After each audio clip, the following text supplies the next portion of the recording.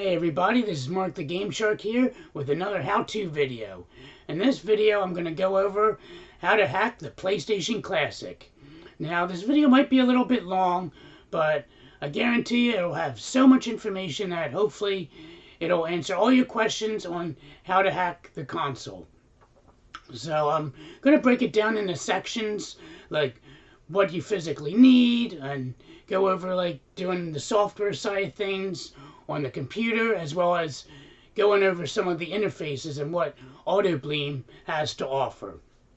So yeah, if you want, I'll put timestamps in the description, so definitely check that out if you only want to see certain sections. They'll be broken down into various parts. So without further ado, let's get started and hack the PlayStation Classic. Okay, so in part 1, I'm going to go over what you physically need to hack your PlayStation Classic. Now, first thing you need is a system, obviously. So right here, I'm going to, wait, what? And he has Classic Edition. Stupid prop guy. God, you can't find good help these days. Fucking idiot. I knew when I saw his resume, Captain Doofus, that he was going to be an issue. Fuck. God damn it. Anyway, that's not the right one. Let's see here. Let's start over, shall we? So, obviously, first and foremost, you need this. The PlayStation Classic itself, because what are you going to hack? Can't hack at something if it doesn't exist, right? So, sorry for the glare. There we go. PlayStation Classic is what you need first, followed by a powered USB hub. And I recommend Buy Easy USB 3.0 hub, because this thing is like basically a 3-in-1. It will power on the console, it will transfer your games through the USB drive, and it will allow for 2 players, since in order for this hack to work you have to plug in the USB into the controller port too. You can plug in your second controller in here and it'll work fine. So if you're interested, this is the model I got. Is it going to show up? Hello? I don't think that's working. Alright, well anyway, it's UH-41. I don't know what difference is. Oh, and in the description will be, on each part, I'll have the description for where to buy these. I bought this on Amazon. I did find an alternate for this powered USB hub. So if this is sold out, you can check the alternate link as well. So I really like this. It powers on the system and it does everything. It's great. Highly recommended. And it's cheap. And lastly, well not second to last, you need USB drives. So I would recommend going with any Samsung USB drive will work, as well as SanDisk. This is a cruiser, so we're going to be cruising along hacking the PlayStation Classic. So I have they're both 256 gigabytes, which you can put roughly around 400 games on. So it all depends on your preference, how you really like the PlayStation, I guess. Like, oh, there's only like 100 games that I really like on the PlayStation. Well, you could probably go with the 128 drive, you know? It all depends on your preference. I chose the 256 because I think that's more than enough to hold all the great games I will actually want to play. So, yeah. So, there's that. And lastly, well, I can't, you need a computer. I have my laptop, which is recording the video right now, because I don't want to show it and get all weird. It'll be looking at itself. Anyway, yeah, so those are the things physically you need in order to hack the PlayStation Classic. And like I said, again, check the description to where you can purchase these items on Amazon or whatever.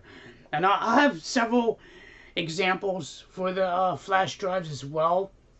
But the general consensus is go with SanDisk or Samsung.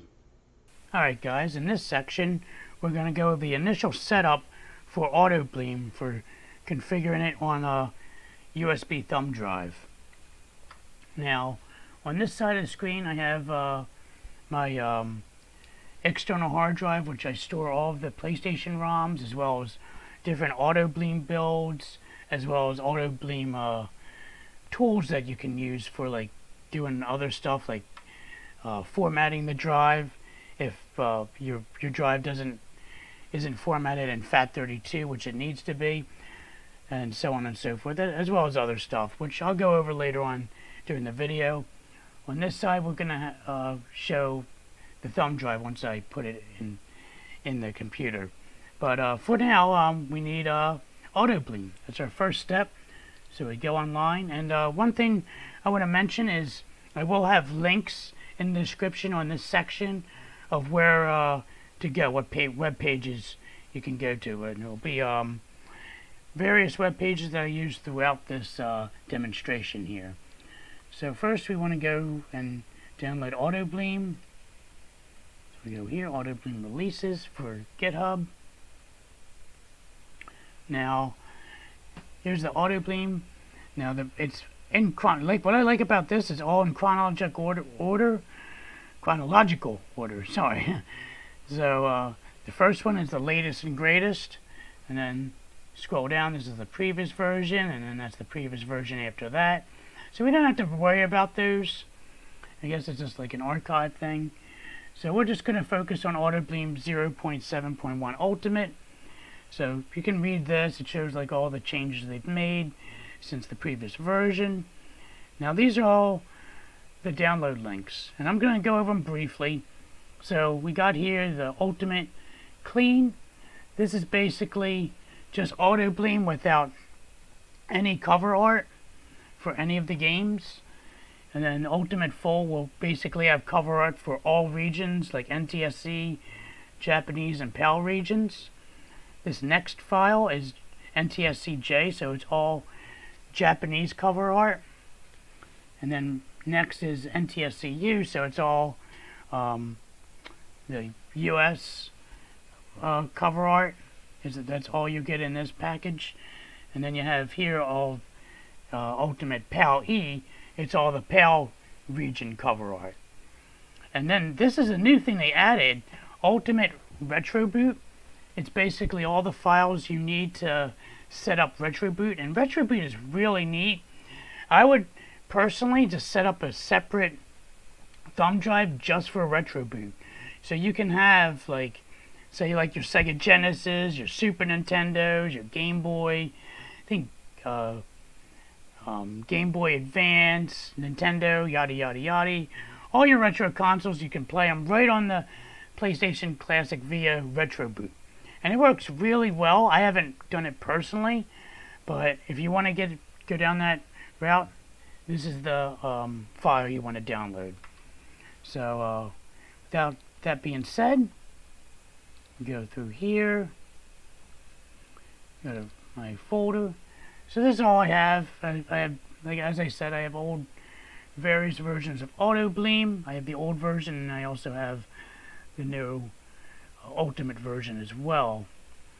So first thing you want to do is you want to format. Now, as I mentioned sort of about like earlier about the tools, you're gonna need to format this to FAT32. So actually, before I do that, let me show you guys. Go back to this again. So put in your thumb drive. And I want to recommend, okay, stop. I want to recommend a PNY thumb drive, but I would, like I said earlier in the this how-to video, I would recommend SanDisk or Samsung. So go right here, we go to Format. Now here, as you can see, file system, you can only do NTFS and exFAT. So unfortunately, Windows 10 does not allow you to format in FAT32, which is what it needs to be formatted. So I'm going to show you a trick to how to format it with this tool that we need. So let's go back to the interwebs, open up a new tab, and we need this one, this FAT32 formatter. I will also put a link in the for this program. There's a glitch and there's a way to get around it, so I'll link that form as well, which I'm going to go over right now. I'm going to go over the easy way to get around it, so you really won't need it, but if you want to look at it, you can. There's various ways to get around the glitch. Oh wait, you think? Okay, yeah, so you just click on the picture. Okay, sorry about that. And then there you have it. It's just the GUI format application. So I already downloaded it, so I'm not going to re-download it. So you download that to your to where you store your ROMs, or wherever you want to keep your PlayStation Classic ROMs and Autobleem files. You want to keep this separate before you put it onto the thumb drive. So where is that? So here it is. GUI format. Oop. Probably messed up there. Okay. Oop. There we go. We're back. All right. So with this, there's a slight glitch, which I'm going to show you guys how to get around it. All right. So right now you can see we have the original Windows 10 formatter, and we have the FAT32 formatter. So we select the drive. So we wanted F. So this is the PNY. So for this one we put a Sony, and over here we put Sony. Now what we want to do is we want to format this because it'll disable Windows Explorer searching for this this thumb drive. So we start, hit OK. I think this is how we do it.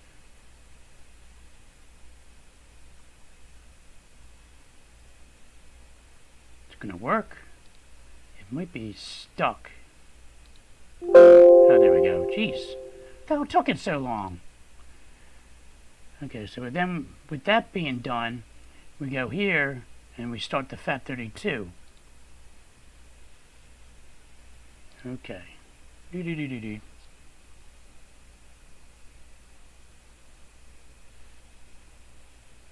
And that's done. Okay.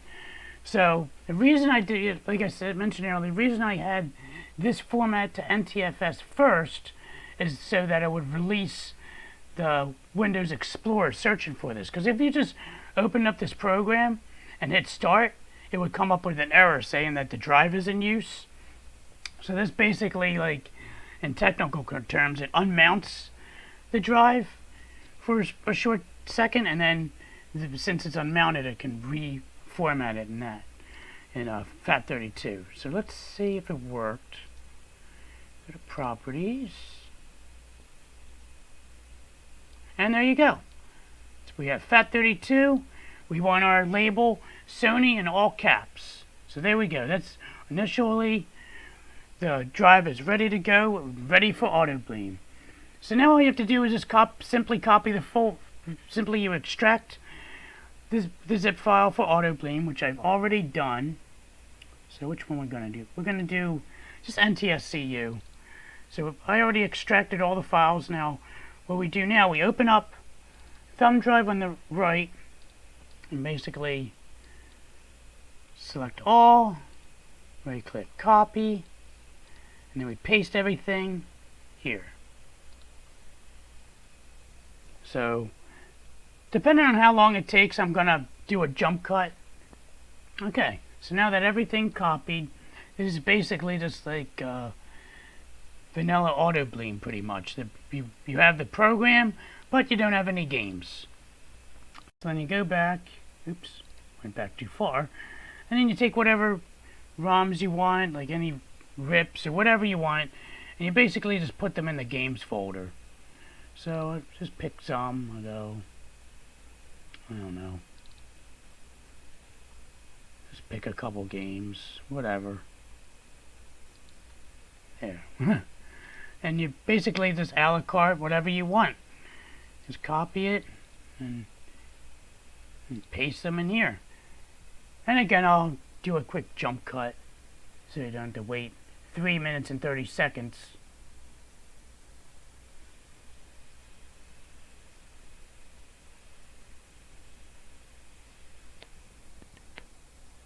Okay, so now that you copied the games that you want, you're basically good to go at this point.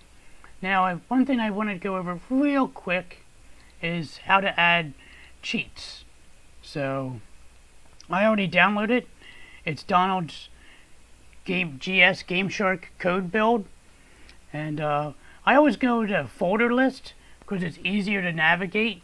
So what I did, I extracted it. And here it is, folder list right here. And you basically want to go to the root of your thumb drive, make a new folder, which takes forever on my computer, I don't know why. And I simply label it as cheats. And what I do, I go into this folder on the thumb drive. Now with all these already extracted, let me double check to make sure I went in the, okay, yeah.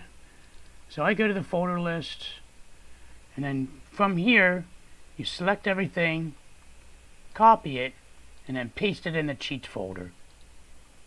Just like that.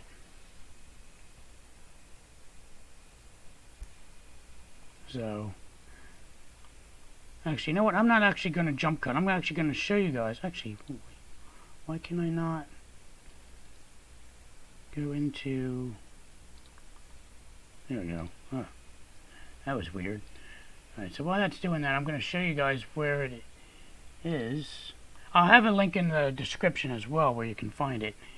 Here's the link. So I go to folder list. I have a link for the website to download all of these codes. So props to this guy Donald for being able to spending like a crazy amount of time and setting this up, because I was thinking of doing this, but it is so time consuming. So just go here, download, and it'll download the zipped folder, and then you just extract it, and then you're good to go. So there's that. Oh wow, perfect timing. Already copied over. So there you go, you're all ready. You got your games, you got your Game Shark cheats, which I'll show further in this video of how that works. And that's basically it, guys. That basically yeah, concludes this section of the video.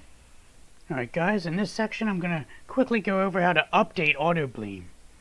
So basically just put your thumb drive in.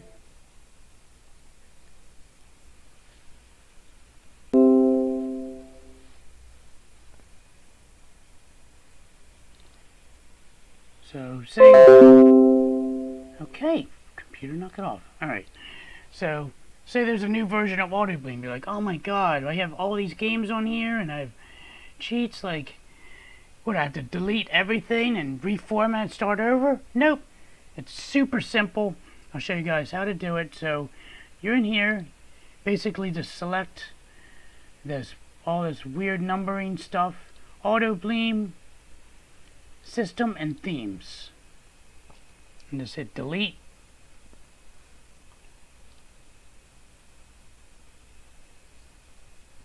And then as that deletes, I'll go over here. So then say, you know, you download, I'm not going to show the web page and all that. You can refer to the previous section where you can go to download Autobleem. But say like, oh, now I don't have Ultimate, so you have this extracted. Basically go here, select everything except games, and then you go to copy, and then you paste it. It's simple as that. And there you go, you just copied over the new version of Autobleem. So I do want to point out something that was confusing at first when I've got into like learning how to do this. You do not need the previous version on the thumb drive. You can have whatever the latest and greatest is. You don't have to have that and then, overwrite files. You can just wipe it out, make sure your games are in the games folder, and if you have cheats, make sure the cheats are in there as well, and then just delete everything else, recopy everything over from the newest version at the time, and you're good to go. And that's basically all you have to do. And then you just plug it in the system, and then that's all you have to do pretty much. So yeah, this is pretty much done copying. Now I want to check out something. So this has themes. Let me look at an older version. Oh yeah, that has over themes too. Okay, I wasn't sure if the themes was new to 0.7.1 Ultimate. And like we went over last time, the Donald's cheats. That guy's a saint, man. Holy shit. Uh-oh. There you go. I don't know why the very last little bits takes forever. Like, come on. It's 2 megabytes. Oh, Jesus. I was going to jump cut this, but I'm like, whatever. It's going to be like, supposed to be 5 seconds. Okay. So then I just hit refresh here, and you're all good to go. Now, if you wanted to, you can also, like, swap out games. Say, like, oh, I beat Alundra, I don't need it. You can delete it and, put in a new game. Now, one thing I want to point out is mem cards and save states. These two folders aren't there initially when you create your initial build. These two are created once it boots up the console. So if you want, say if you don't like, say if you remove these games, you put in a whole new set, you can just go ahead and delete these two. Like, there's no reason, no harm, no foul. I mean, as long as you don't have anything important, like you don't have a save state. I have a save state at the final boss that you probably want to keep, and you could probably back that up as well if you wanted to. I've never done that because I haven't really like gotten into like actually playing it. I've been mostly testing it still. Okay, so that's deleting. So now you basically have a fresh build right here. Now I want to go over one thing I also want to point out. This is 256 gigabyte drive, and I basically filled, how many games are there? 394. So roughly 400 games you can get on a 250 gigabyte card. So I just want to keep that in mind for when you're searching, like, oh, what size drive do I want to get? You have all sorts of options. You can actually, you can get an external hard drive and have the entire library on there if you wanted to. But for me, I'm fine with the 256 gigabyte drive. Like, I don't think I'm going to need any. It's going to have more than enough games to satisfy my gaming urges. So I honestly haven't messed around with the whole external hard drive. I do know you definitely need a external powered USB hub as well. So that's it, guys. Now on to the next section. So in this part, we're going to go over how to physically connect everything up, since we got all of the games and Autobleem ready to go on our USB thumb drive. So first, I like to take the powered USB hub, and as you can see, the one port has a lightning symbol. That means that's providing power. So that's where we're going to plug in the power cable for the PlayStation Classic. And we have 3 USB 3.0 ports. Now don't mind these covers. I actually just found them. So they're just protecting like from dust and all. So I just have one port because I'm just going to plug in the USB thumbstick in there. So first we hook it up. There's the power on the one side. So there's the power. And then we plug in our data cable that's going to connect to the PlayStation Classic. I can get it in. Oops, I had it upside down. Oops. So there's that side. And then we're going to plug in the USB dongle on the top here. Now if you have, optional is if you have another controller, you can plug it in here for 2 players. And then this is where we're going to power on the PlayStation Classic. So we can actually have this powered on. I don't have it plugged in because the outlet's too far away. But pretend that this is already powered on. You'll see a blue LED light right there to show that it's powered on. Now, PlayStation Classic. I don't have the HDMIs up there, but hook in the HDMI first. And then you want to plug in your controller. I have a USB extension, so that's why I'm using this cable. So there we go. We plug in the USB. Sorry about looking off camera. I'm making sure that I'm in frame here. I don't want to be like, or like, oh, plug it in. Can't see what the hell I'm doing. So you do that. Now, so one thing to point out is do not plug in the power yet. That's the very last step. That's extremely important. Otherwise, you can corrupt the console or break it. So that's the very last step. And then next step is to plug in the USB cable that is connected to where the power is, that goes out of the USB powered hub. So you plug that in the port 2. Now one thing I want to point out, you're probably thinking, why are you using a USB powered hub when I've seen some videos on YouTube where they just plug in the stick directly? Well, let me explain real quick. The reason why we want to use the USB powered hub is because these ports only are low powered because they're only suited for controller input. So it's 100 milliamps. I believe it's 100 milliamps or 200 milliamps. I can't remember off the top of my head. But either way, it's low power going through here. So if you have like a high powered like 3.0, which is the common USB stick, it's not going to be able to power it. So what's going to happen is the system's just going to shut off. And then if that happens, when you try to turn it on and it just turns red and just shuts off, you have to hold down power and open for like 10 seconds and then release, and it resets the unit. So what this does, it provides power so that data can be transferred within the system and the USB. So I wanted to let you guys know that. Now, they do have OTG support, which I'm not a fan of because you have to modify the kernel of the PlayStation Classic. I like to keep everything original.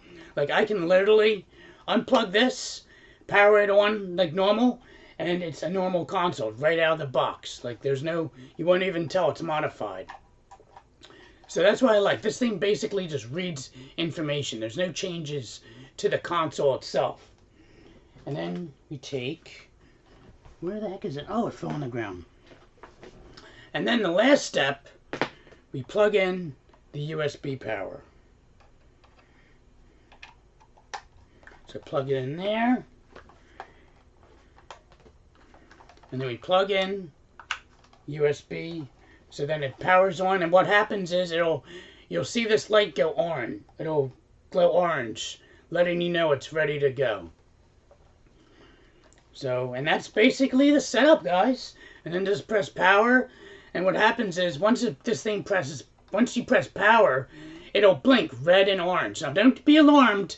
It's basically telling you it's reading from the USB drive. So don't be alarmed at all. So that's basically the setup in a nutshell. So that's basically it, guys. Alright guys, in this part, we're going to talk about Autobleem's interface. So this is what happens when you plug in the USB.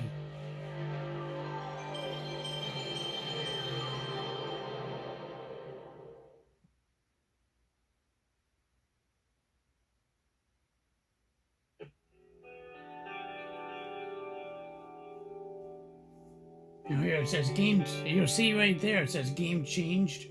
Normally when you plug in the USB for the first time, it'll scan all the games you have in the directory and it'll search the database for the cover art for each game. So basically it'll be doing this initially when it boots up. But it won't do it every time. It has a cache file that saves it. So it'll only do that if you add or remove a game. So now it's updating the database now.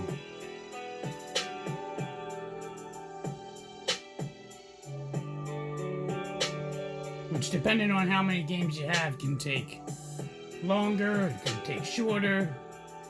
It all depends. This one, since this drive is full, it's going to take a little bit. Which should be done soon.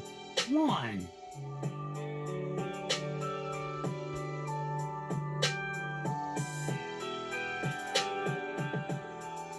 $394 games. Alright.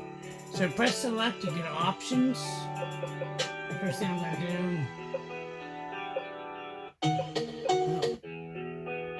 Can change the music. I want to turn it off actually. What the heck?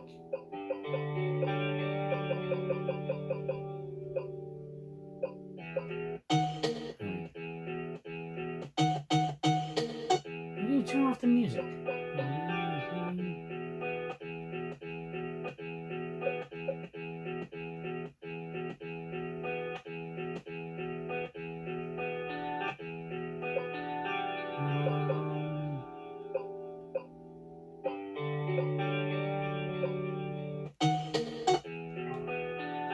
Oops.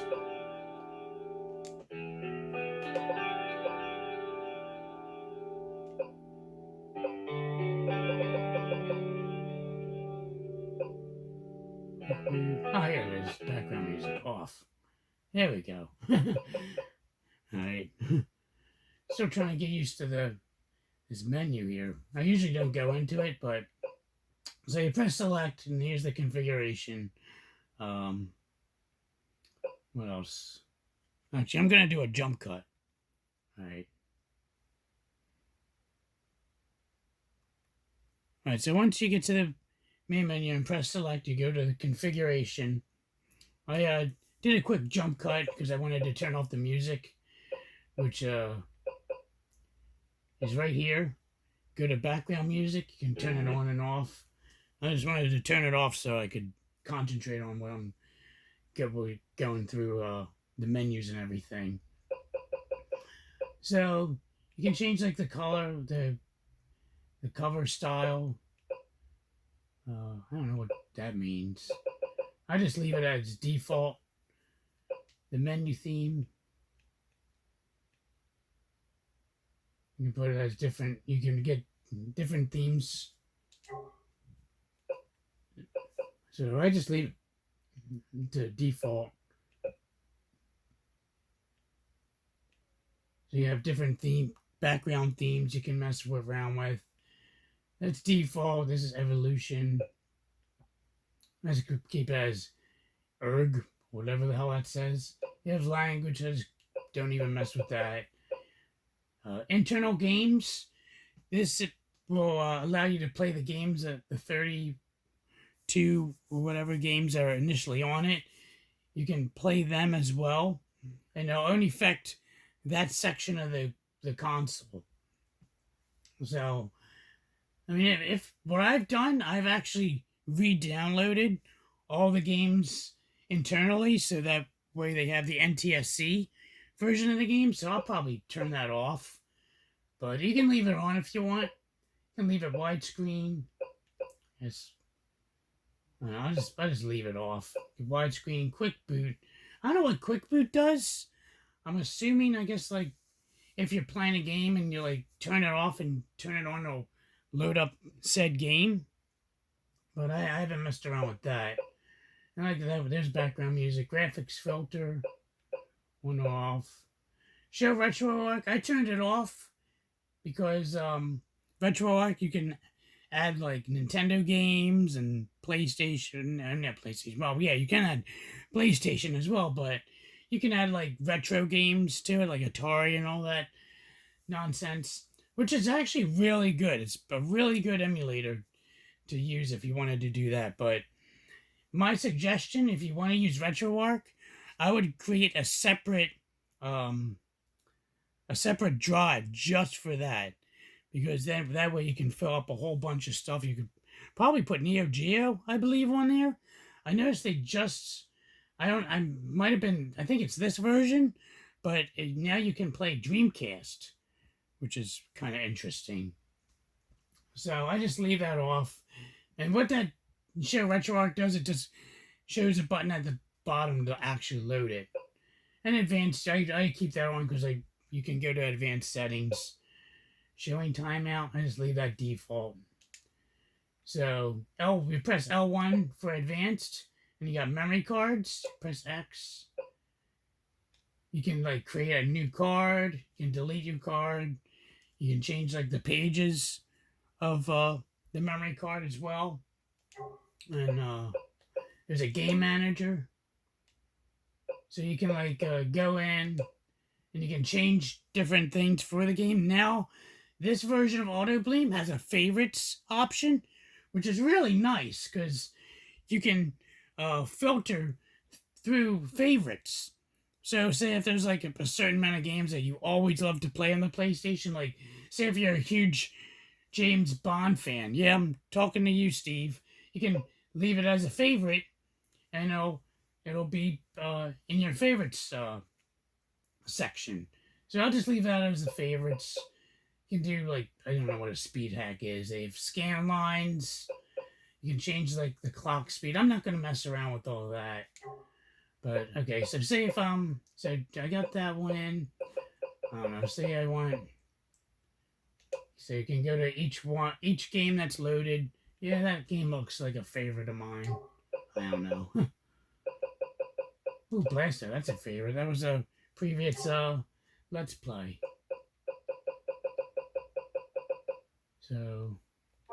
So pages you can move like per page. So if you have a lot of games, it's easy to navigate.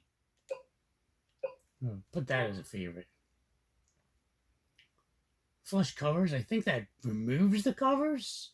I don't know what that does. But here you can also rescan if you want. And here's the about section. Right now we're running version 0.7.1, which is the latest build as of this recording. What else do we have? L2 and R2 power it off if you don't want to get up and press the button there, which I'm not going to mess with. And so let's start Autobleem. So here's the themes too. So let me go back. One. So here you can change the themes. I'm going to keep it as, so that was evolution. Okay. Maintain default. Oops. So you can default that. So now it kind of looks like a classic PlayStation. You can mess around with the themes as well. Now what you do here, you press select, and it shows, you can filter how you want to show the games. So right now there's the favorites. And it loops around too. So you're not like, oh, where's all these games coming from? It now just looped the 4 games that I added on there. Say back to 007. So it shows all games, internal games. These are the games that came with the console. All of them in their pale glory. And there's the USB games. So say if I don't want to show the internal games because they're horribly made for PAL. So go back here, and you go down, and you go turn off internal games. So now, it just shows all the games. Oh wait, oops, I'm pressing the wrong button. So now it shows you the games that are on the USB stick, and it'll show your favorites. So to navigate, you can press L1 and R1, which was I was accidentally pressing, and you can search by letter. So it's easy, super easy to navigate. You don't have to go like all like say if you're an A, you're like, oh, I want to play like, I don't know, Resident Evil. You don't have to go through this nonsense. You just simply click. You just go to R. Oops, and you press L1 to go left, and then R1 to go forwards. So you just go to R, and then there's Resident Evil. Easy peasy. And then here you have the settings. Back for if you want to go back and change something, which this is and you don't have to go back out like I did. You can just go here to configuration settings, and then here's another area where you can edit the game as you saw earlier. Memory card, this is where you can edit the memory card. This is brand new to this build too, which is kind of cool. And you can select which card you want. And then here is where you can go to save states. Now now the next section will go into detail of actually using Autobleem. I'm just going over the different features it has. So yeah, so that's basically it. And you press, say if you don't know what button does what, you press triangle, it says console button guide, and there's your button layout.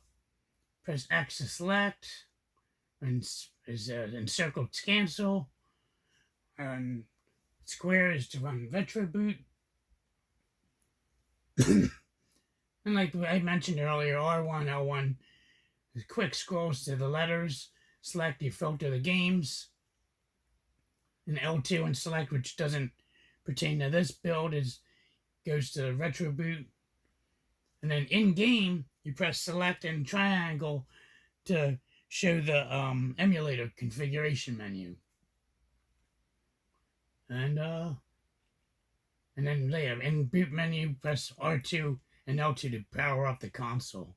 So to power off it, you have to be at the main menu right here. Like if you're in Autobleem, like pressing L2 and R2, oh, it does turn it off. Okay.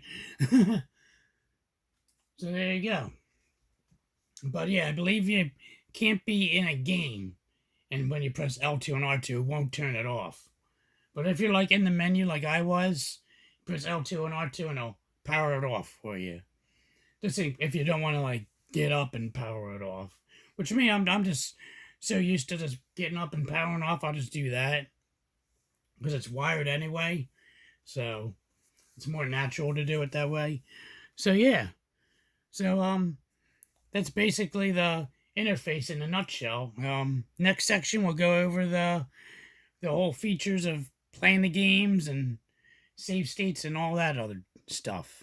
Alright guys, in this part I'm going to go over some of the features of Autobleem as well as some advanced features as well. And I don't know if I mentioned from the previous part, but this version of Autobleem, oops, shit. We're running version 0.7.1 Ultimate. So that's the current version we're working with. So this version, they ended up adding, the memory manager, which actually doesn't work, which is really unfortunate. I was messing around with this a little before making this video so I can show you guys what goes on with this. And I found a couple bugs, so we'll be going over that as well. So you press L1 to go to the advanced features. You hold L1 and you can press X for memory cards or circle for game manager. Now, memory cards, you can like make a new memory card by pressing square. I already made this one 1, 2, 3, 4, 5, 6, 7. And unfortunately, it doesn't work. Like, you can't actually select this memory card and see what saved games I have on here. So it's really unfortunate. And you can't, like, the only thing you can do is rename it. which is kind of weird. So it seems like the memory card feature is like basically a template. So I think right now the programmers are actually designing like how you can actually use virtual memory cards. So I think that's why they have it, but it's really you can't use it. So we go to Autobleem. Oh, before I do that, and also game. So you go to Game Manager. Oh my God, why did it take so long to do? Oh my God, that is weird. So anyway, you go to Game Manager. You can select any game. I want to recommend going this route to Game Manager. This is one way to get to it, and you can you select a game. You can make it your favorite by pressing left or right. You lock data. I don't know what the hell that even means. Change resolution and speed, yada yada yada. I don't even mess with this stuff. So yeah, so change MC. Oh, change memory card, right? Oh, so that's how you do it. Interesting. Internal memory card. Oh, that's interesting. I didn't even notice that. So here, to access that same menu, just go to, oops, wrong thing. Go to game. You press down and you go to game, and you get the same exact menu. So you can change your memory card, which I don't think it saves. Oh, it does save it, okay. So then go to memory card. See, it doesn't really do anything. So let's, and also here's the other weird thing. So you go to memory card. So this is the actual memory card manager. Look at where the cursor is. You can't go above there. Like this is the highest I can go, which is weird. It doesn't go over all the way. So that's why I'm thinking they're still messing around with this. Like it's just like basically a prototype at this point. But let's see. I've been messing around with this. Let's go to the DuckTales real quick. I'm curious. So let's go to game. Change memory card from internal to that. Okay, so yeah, it'll show you what active memory card is. Let's play it. I'm curious now. And I do have some quick,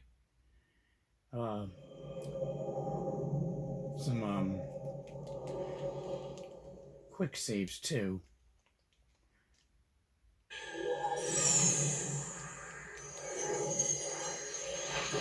This is interesting. This is all brand new. Oh, I mean, I'm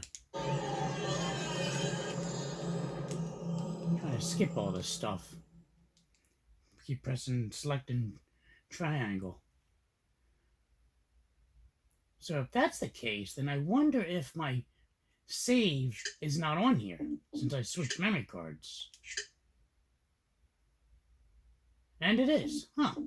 So yeah, so that's really weird. So yeah, so that's another proven fact that I think it's just a placeholder because I never changed the memory card. So it should have stayed an internal. But here you can see I switched the memory card and there's my save. So it's kind of weird. Now, what I would recommend for this build is I would not even bother with the memory card feature because you have quick save and save states, which are a lot faster. So let me demonstrate. So you press select and triangle to get to the menu. I can just hit quick save. Boom. And let me move so you know that so then I quick load. Boom, right there. Instantaneous. So let's see here. Let's go to a goofy level. Which with that, you don't have to worry about the load times. It's just instant. So you can go in here. Now, one thing that's a little wonky with this version of Autobleem, you gotta play PSSX menu. You can have save states. So you can save it. I have a couple here. Which is weird because when you do it actually has the save state of the quick save.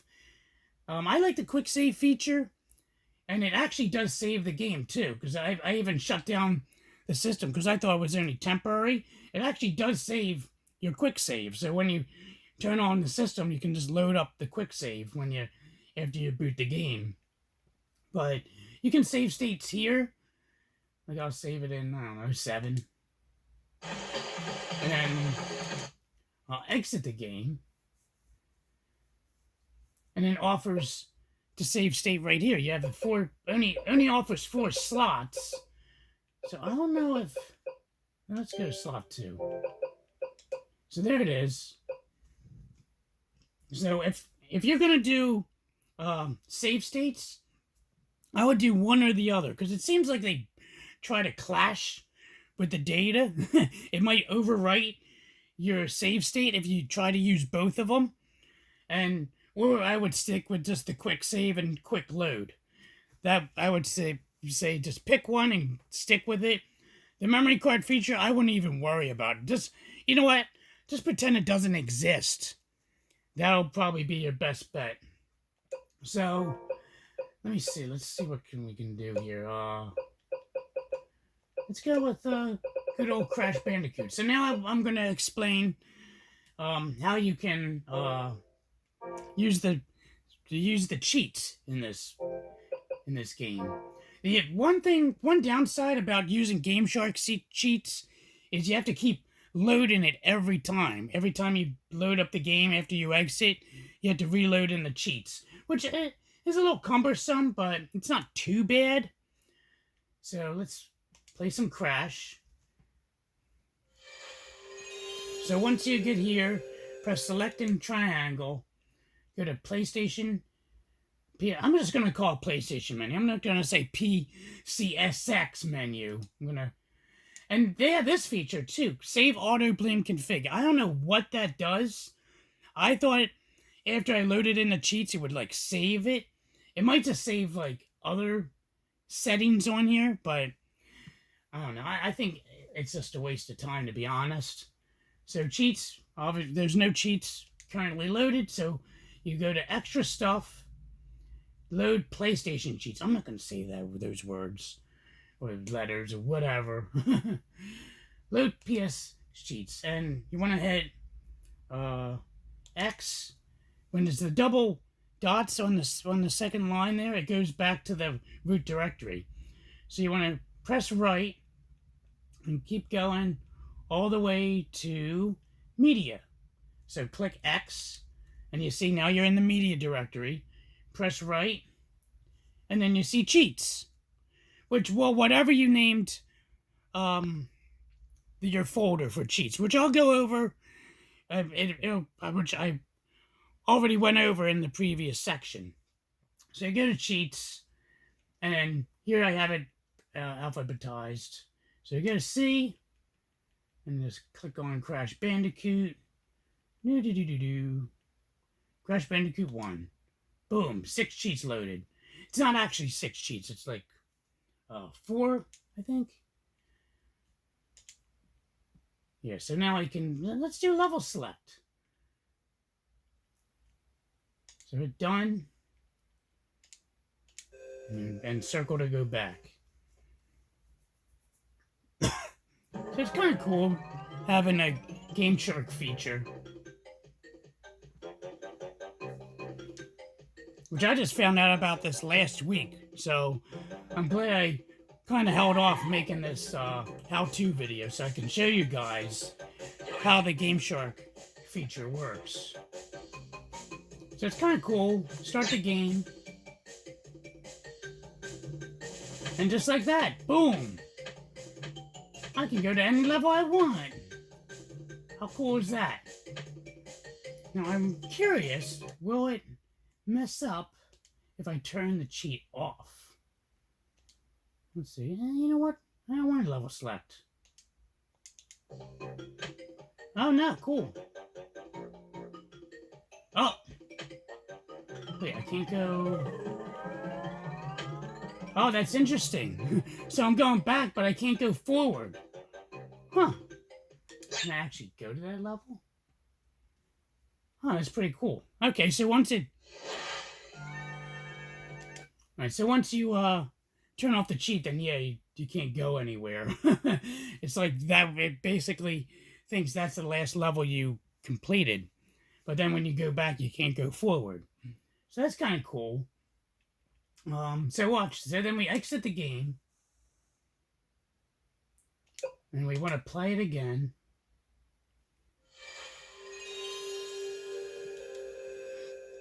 So I'm just going to go over these cheats real quick, and then I'll go over the quick saves. And that should basically be the gist of the extra features and additional stuff I want to show you guys.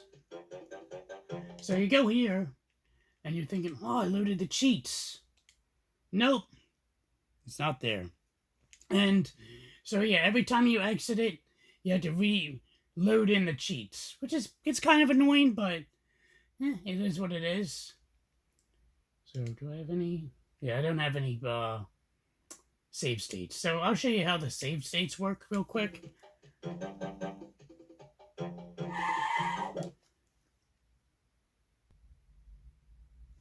Actually, one quick thing I want to do. Let's load in the cheats again. So it's already media. You can just simply go to cheats. You don't have to go back and then go back to media. Crash. Where are you? All right. There. Okay.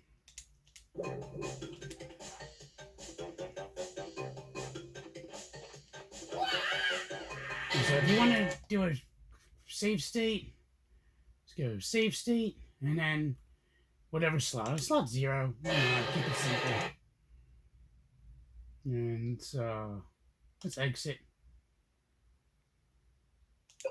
Go back in real quick. And load state. Did it save it? Why not? Can you not save?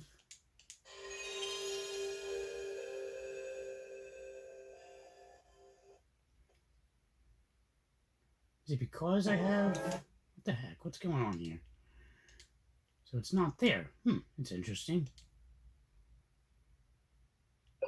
Oh, see? That's like I mentioned earlier. It's clashing with my slot 1 save. So let's cancel. But this one I can load up. So yeah. Oh, I died. So yeah, there you go. That's a fine example of pick one way, and that's it. Otherwise, like you just saw in the right here, it clashes. And unfortunately, yeah, you have to keep loading up the cheats each time. So that's really how you do the cheats and how the whole save state works. When you press, I can't remember if I mentioned this in the previous video, but press and select, you can sort how the games are shown. You have internal games, you have USB games, or all. Or no, favorites, and then all. Excuse me. So I always go to like the USB games. Cool thing one awesome feature about this is the favorites feature. So you go down here, go to game, edit preferences, and select a game and make it your favorite. So that way it's easy to access. You go to favorites, and there you go. I just added Apocalypse to my favorites. And it's not a whole lot. It keeps looping around. You're like, oh wow, look at all those games. It just loops. So that's kind of a cool feature I think that they added. It sucks that the memory card feature is, kind of a wash. But, it is what it is. I'm pretty sure seems like they're aiming to get that set up and then later build. So we'll see how that goes. You can check out the resources and the links in the description to check it out to keep abreast with development with Autobleem. Now, one thing I want to show you is Autobleem. I think I mentioned earlier is I like Autobleem because it doesn't mess with the console. It doesn't save anything. The only thing, if anything, it saves, it goes right to the USB. So, like, if I take out the USB and power it on, it'll be a regular PlayStation Classic, like right out of the box. Nothing's modified or altered in any way. So that's one thing I really like about it. So yeah, guys, if you guys have any questions, feel free to leave them in the comments down below, or message me. Ask any questions you guys may have. I really hope this video was informative. I do apologize how long it is, but I really hope you guys got a lot out of it. I try to explain things rather quickly. I try to not to, like, go off the beaten path for the most part. But yeah, as you can see, yeah. And you press L1 and R1 to go through each letter to quickly find the game you're looking for. And if you like, oh, I like art type, well, why don't you add it to your favorites, and then just go to your favorites, and then boom, there it is, rather than cycling through all the games. So there you have it, guys. That's my whole how-to video on how to hack the PlayStation Classic. I hope you guys enjoyed this video. Till next time, this is Mark the Game Shark signing out. Have a good day.